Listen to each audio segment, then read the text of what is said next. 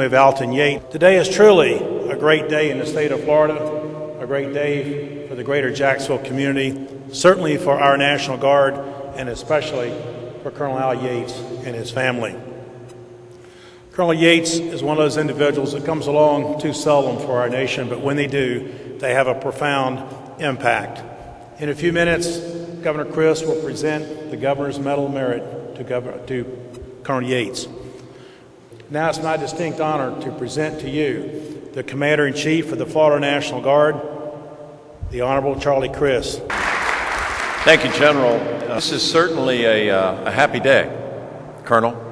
I am honored, and Councilwoman, I'm honored to be in your presence. And this Medal of Merit, thank you, Senator Wise, I think it's only appropriate on the day before Veterans Day that we have this opportunity to celebrate this great American hero who has sacrificed and done so much for all of us. I noticed, Colonel, that you were born in 1936. That makes you younger than my father, but certainly as esteemed as any American. This is really a privilege for me. I've not had the opportunity to present this award before. Only Governor Bush has done so, as the General mentioned previously, and it really is a humbling experience to me.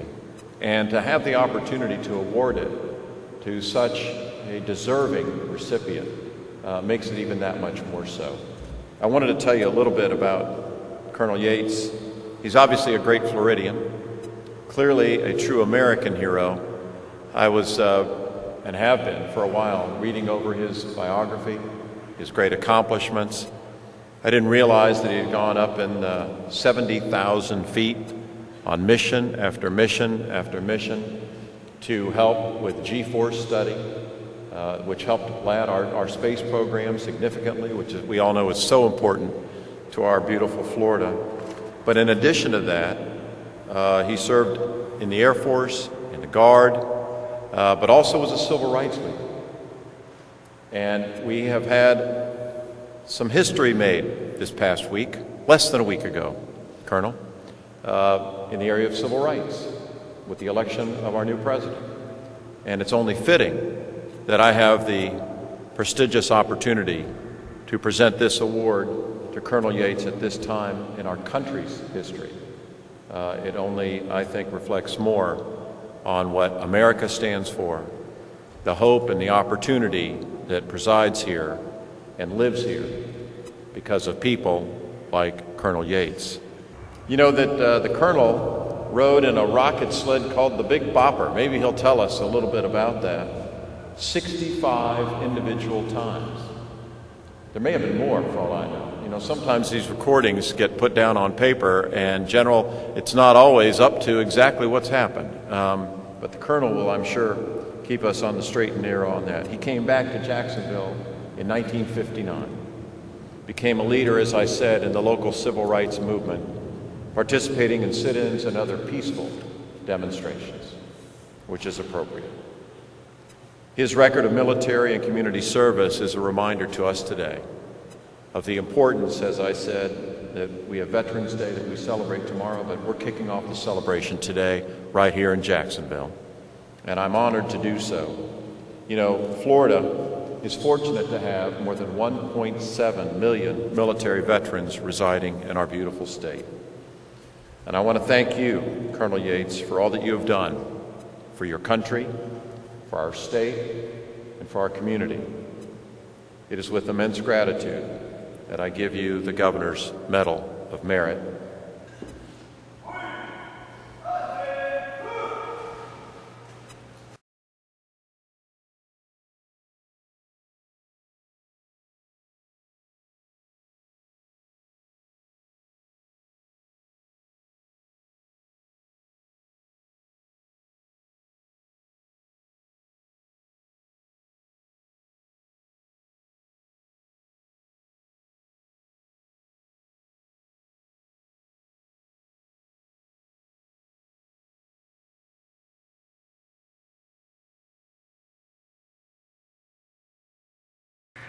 To Governor Crist, General Burnett, general officers, elected officials, distinguished guests, my National Guard family, both active and retired, to the love of my life, Gwen, ladies and gentlemen, I'm truly humbled to be the recipient of this high honor, and I accept it on behalf of all of the volunteers of the United States Air Force's Air Research and Development Command, but especially on behalf of my friend, the late Colonel John Paul Stapp, who made my opportunities available to me. I remember also the heroes of that day, those years. Colonel Joe Kittinger, Colonel David Simons, and so many others who saw the need to bring our nation to the forefront of the space revolution. I accept it also in honor of my father, who instilled in his children a deep and abiding love and respect for this great country and for our armed forces.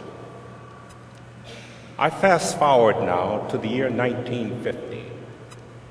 Charles Chappie James was my coach at A.L. Lewis Junior High School.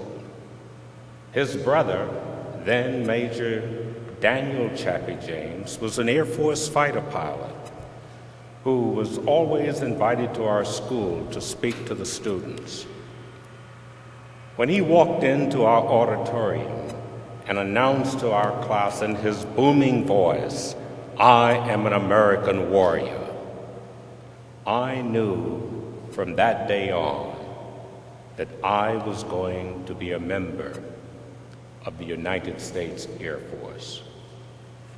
I decided that as soon as I was old enough, I would be joining up. By the year 1955, when I enlisted, there had been a great increase in career opportunities, thanks to the accomplishments of the Tuskegee Airmen, among others. And then suddenly, it was 1957. Russia launched their Sputnik missile. When the call came out for aerospace research volunteers, I was in the right place at the right time. And the rest is history. My story could only happen in America.